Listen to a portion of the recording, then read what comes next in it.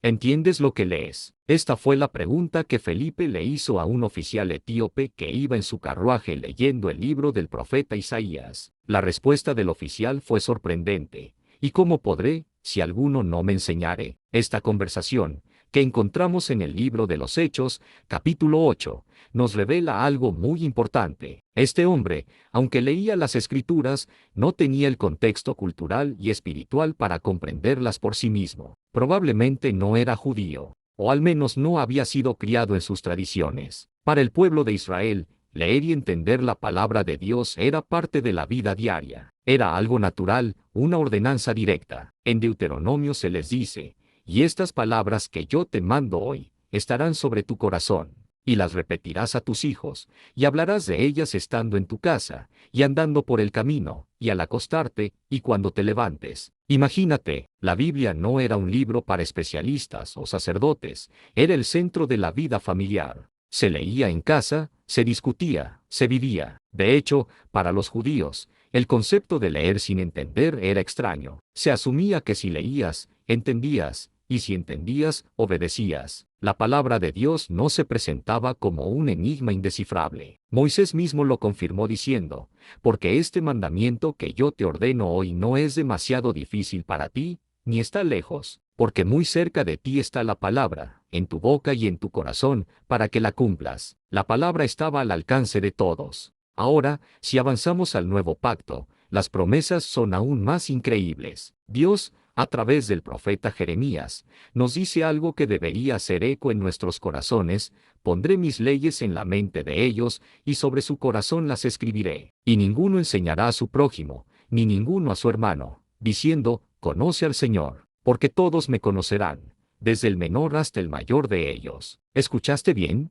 Todos me conocerán. No dice algunos, no dice los más estudiosos, dice todos. Jesús lo refuerza en el Evangelio de Juan, prometiendo que el Padre enviaría al Consolador, el Espíritu Santo, y que Él nos enseñaría todas las cosas y nos guiaría a toda la verdad. Y el apóstol Juan lo remata diciendo: la unción que vosotros recibisteis de Él permanece en vosotros, y no tenéis necesidad de que nadie os enseñe. Las conclusiones son muy claras. Si perteneces a Dios, tienes el Espíritu Santo. Si tienes el Espíritu Santo, eres enseñado directamente por Él. Por lo tanto, puedes entender la palabra de Dios. Ahora, si estás escuchando esto y piensas: bueno, esa no es mi experiencia, a mí me cuesta mucho entender la Biblia, solo hay dos posibilidades. La primera es que, aunque eres del Señor, no estás creyendo realmente en estas promesas. No las has tomado como tuyas y por eso no las vives. La segunda posibilidad,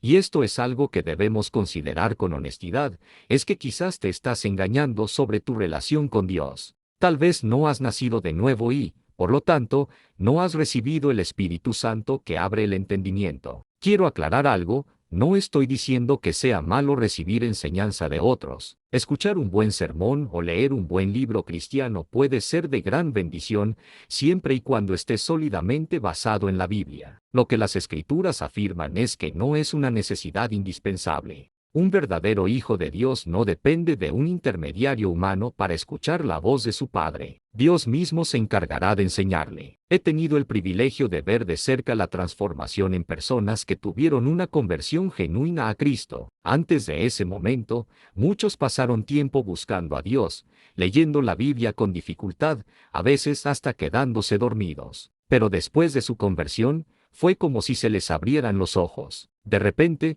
nació en ellos un hambre y una sed por la palabra, y empezaron a entenderla con una claridad que antes no tenían. Esto no es una casualidad, es el cumplimiento de una promesa divina. Entonces, la gran pregunta es: ¿cómo se perdió esto? ¿Cómo pasamos de una comunidad de creyentes empoderados por el Espíritu a una en la que muchos se sienten incapaces de entender la Biblia por sí mismos? La historia nos da algunas pistas. Durante la Edad Media, la jerarquía de la Iglesia Católica Romana acumuló un poder inmenso. Para mantener el control, promovieron la idea de que solo los líderes de la Iglesia, el clero, podían interpretar correctamente las Escrituras. El pueblo común, los laicos, necesitaban que se las explicaran. Si alguien se atrevía a contradecir la interpretación oficial, era tachado de hereje, incluso si sus argumentos eran bíblicos. Así se creó una estructura completamente diferente a la que Jesús estableció. Él dijo, uno es vuestro Maestro,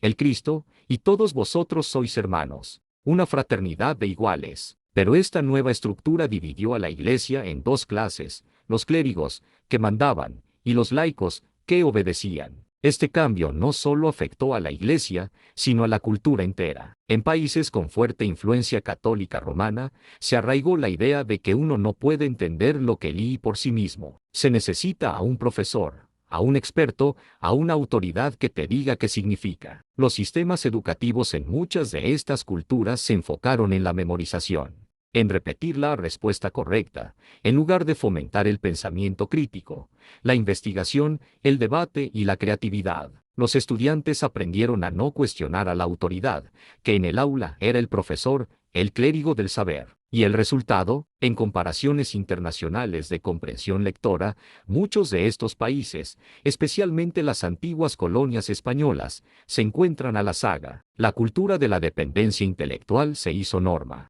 Tristemente, esta mentalidad se ha infiltrado también en muchas iglesias evangélicas. Se escucha la frase, no puedes contradecir al pastor. Muchos creyentes no leen la Biblia por su cuenta, porque asumen que no la entenderán y que deben seguir ciegamente lo que se les dice desde el púlpito. En la práctica, siguen teniendo una mentalidad católica, una mentalidad de dependencia del clero, aunque le hayan puesto otro nombre. La Reforma Protestante del siglo XVI fue un movimiento monumental que luchó por devolver la Biblia al pueblo. Gracias a hombres valientes como Lutero, Calvino y tantos otros, hoy tú y yo podemos tener una Biblia en nuestras manos y leerla libremente. Incluso la Iglesia Católica ha cambiado su postura y ahora anima a sus miembros a leer las Escrituras. Entonces, si tienes el acceso, si tienes la promesa del Espíritu Santo, ¿por qué no lo haces? ¿Por qué no tomas tu derecho a entender? Te invito a seguir la receta para el éxito que Dios le dio a Josué.